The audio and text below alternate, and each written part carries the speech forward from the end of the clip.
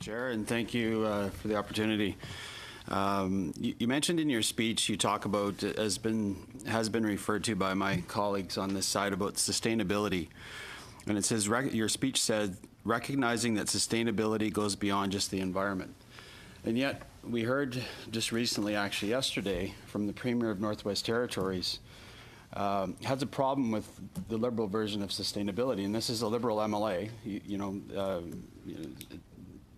I think have similar ideals to your government. And yet, I'll quote him, Northerners through their democratically elected government need to have the power to determine their own fates, and the practice of decisions being made by bureaucrats and governments in Ottawa must come to an end. Decisions about the North should be made in the North. The unilateral decision by the federal government, that's you, made without consultation to impose a moratorium on Arctic offshore oil and gas development is but one example of our economic self-determination being thwarted by Ottawa. Please comment. So I certainly agree we need to be working with the provinces and territories, that we can't move to a cleaner future on our own. There's only so much federal government can do, and also that provinces are the ones that often have the tools at their disposal to move to a cleaner future. I'm meeting with the provinces and territories, as I said, actually today. It's the Canadian Council for Ministers of the Environment, where we will be talking about issues like how we move to a cleaner future, how do we implement the Made in Canada plan on climate change. With respect, Minister, though, you've already had the moratorium come into place, and now you're going to go talk to territories and governments. Wouldn't that have been proactive to do that before? So we've had many conversations with provinces and territories in the whole negotiation of the Made in Canada climate plan. Myself, my deputy, my chief of staff, my entire team was back and forth with each province, traveling to provinces, doing consultations in provinces, but working Minister, with provinces. You and I both know that a conversation is listening and talking at the same time.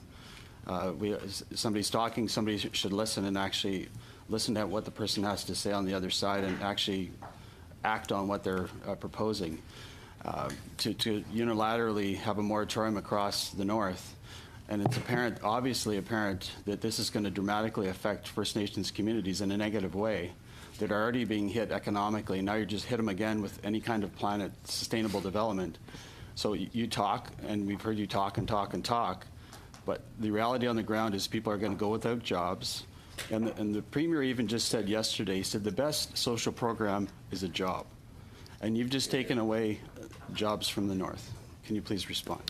So I was very pleased that we had the Premier of the Northwest Territories standing up with the Prime Minister, with provinces and territories to sign on our climate plan. They agreed to our climate plan. We had worked together, and we're going to continue to work together as we implement it. So a moratorium across the North shuts down 40% of their economy is just shut down. You just shut down almost half of their economy in the North. I guess I'll just bring it back to something, I guess, that always troubles me, is that usually leadership involves you doing something yourself that you believe in. And I bet you fly more than I do, and I fly a lot. And I think a lot of Canadians are wondering, how can you talk a big game? We've seen Hollywood stars talk about this too.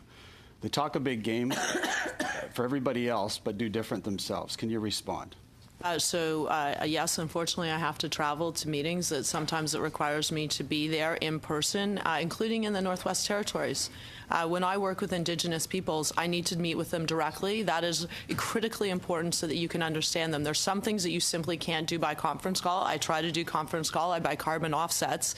But there are times where, for example, in Paris, when we were negotiating the Paris Agreement, you can't do that by conference call. In terms of working with Indigenous peoples... Excuse me, Minister. Certainly efficiencies could be found with your ministry when you fly. I think what we're all looking for, I think what's a more practical position for everybody to be at is sustainable development in terms of responsible resource development. We know we're going to need to use it.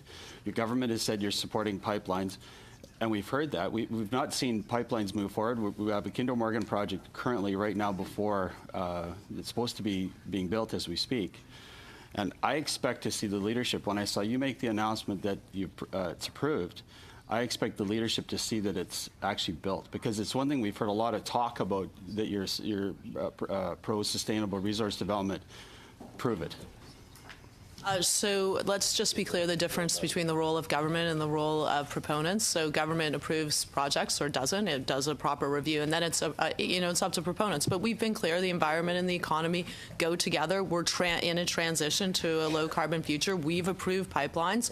We're also moving forward to ensure that we have the investment to move to a lower future, Can I low just carbon ask future. one more question before we're done? The Northern Gateway Pipeline was actually approved by the NEB with a certain amount of conditions. Why would a government disallow a project that had been approved by the NEB with conditions? Point of order. Madam Chair, that is way outside the scope of why the minister has been invited. Talking about sustainable development. No, we're I'm just asking. we're talking about a specific act. She's here today to speak to a specific act. And now you're bringing up referring- issues that are completely unrelated. So- That's my point of order, Madam referring Chair. So I hear your point of order. So hold on a minute. So I make a ruling on a point of order, and you are straying a little beyond where we were with this committee. We're supposed to be looking at the act, and you were talking about sustainable development, but you were really drilling down on a specific. So you have like 30 seconds or less to bring it round to something more generic rather than a specific project. Thank you. Prove that the decision to cut Northern Gateway is sustainable, as you mentioned in your speech. So I'm happy to talk about sustainability. It includes the economy, it includes health, it includes the environment, and that's the frame that we approach, how we move forward. And that is, certainly reflected in the Federal Sustainable Development Act, and that's the approach that we take as a government.